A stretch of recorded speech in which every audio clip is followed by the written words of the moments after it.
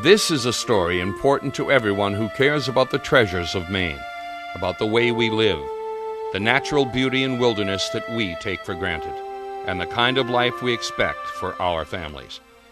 It's a story about a political threat on Maine's horizon that could drastically impact that way of life. That threat is called Tabor, also known as the Taxpayer's Bill of Rights. Don't be deceived by the title. If the Tabor Initiative passes this fall, the people of Maine will lose many of the traditional rights of self-governance upon which New England was founded. If Tabor came in, I think what we'd do is we'd lose the local control and we'd fall into a pattern that just doesn't work. It may have been fine for Colorado and other people that want to try it, but it certainly doesn't fit with the model of Maine, where we lead. Tabor will not cut taxes, close a single loophole, or eliminate any exemption. Tabor could create a chaotic mess for many communities, forcing numerous and costly local referendums for even minor fee increases or small expenditure increases above the prescribed limits. My main concern about Tabor is that it's a formula response to a very difficult human social set of problems. And if people are concerned about their tax burdens, then there are ways of addressing those burdens through electing intelligent people to take effective, efficient, human action. But the idea that you can solve government's problems by imposing a formula on it is faulty. Every place it's been tried in America, it has failed. Put simply, Tabor limits the ability of your town to acquire the money for essential services and community needs. It radically changes the way taxes are collected and would deal a harsh blow to our public lands, our public schools, and our public universities. Yeah, I think that Tabor would actually gut the educational system in Maine. I don't think that this is the kind of tax reform we need. We need a broader form of tax reform. And I just don't think the state has gotten to that issue yet. This is the wrong solution. This is a problem looking for a place to go, and I don't want it to be infested on the state of Maine. Tabor is a way to put stops on spending without putting politicians in the position of making decisions, having plans, having discussions, having leadership to take us in a direction that's positive and that we all can benefit from. And if we give up that responsibility to make them do that, I think we lose in the long run. Contrary to its name, Tabor actually takes away the rights of individual citizens. It allows a small minority of people to hijack your town's budget and tell you and your community leaders how to spend your money. Tabor won't allow local residents to vote on spending increases unless they are first approved by 2/3 of the legislative body, giving more power to a small number of politicians. In communities with town meetings, a 2/3 vote by the town meeting would be required to be followed by a community-wide referendum.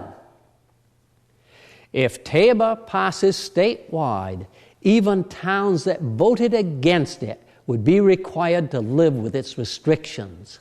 The sudden appearance of Tabor in Maine is no accident. Investigations by PBS recently revealed the truth about Tabor.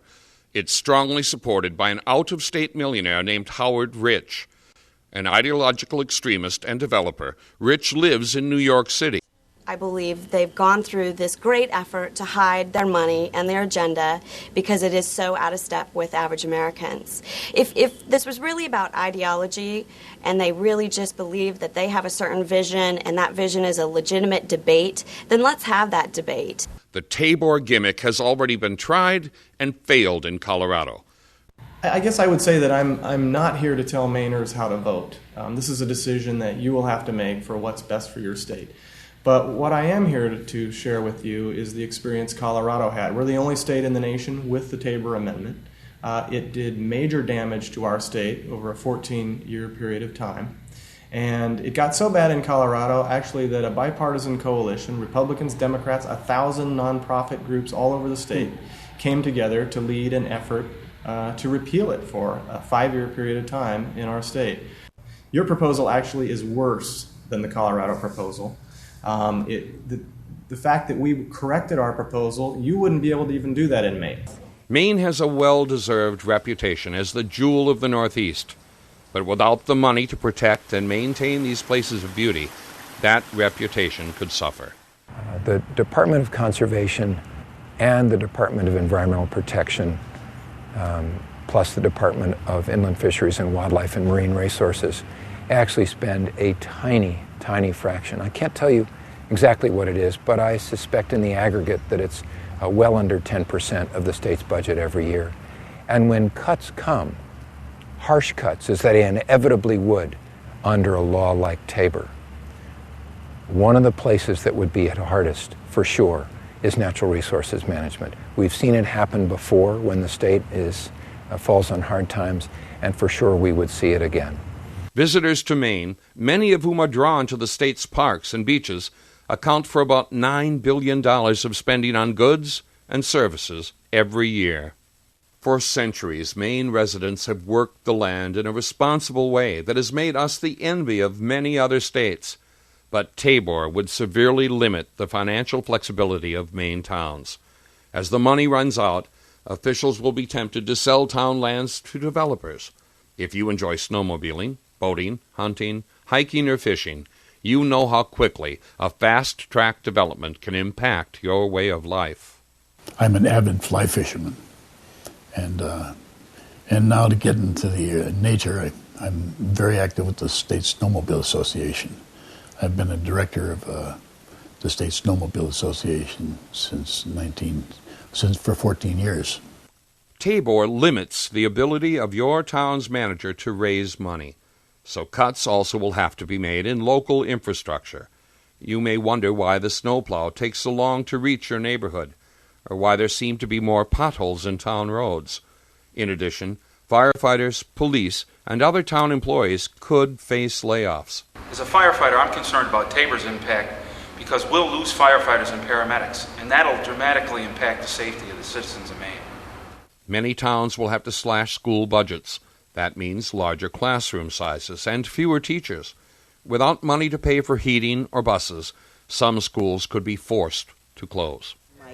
Well, since I work with younger children, I really fear that Tabor is going to take a lot of the services away that affect the children that aren't even into school yet, and the preschool kids. And, we do a lot of social services with CDS, and that helps a lot to get these kids started before they get into the school system. The impacts of Tabor might not be felt immediately, but over time, the negative side effects would grow increasingly apparent. Why do they call it the exact opposite of what it really is? They always try to confuse us and get us to vote against ourselves.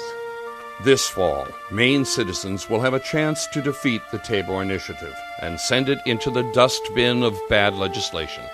It will fall to the people of Maine to decide whether they prefer local control of government or the top-down rule of Tabor. Maine people are wise. They know that Maine's treasures must be measured not only in our woods, our water, and our children, but also in our traditions. Maine people pull together when times are tough, for the common good. This November 7th, people all over the state will have a chance to defend Maine from a bad law. It's time to stand together as one community, Democrats and Republicans, Greens and Independents, hunters and nature lovers, and firefighters, to defeat the Tabor Threat.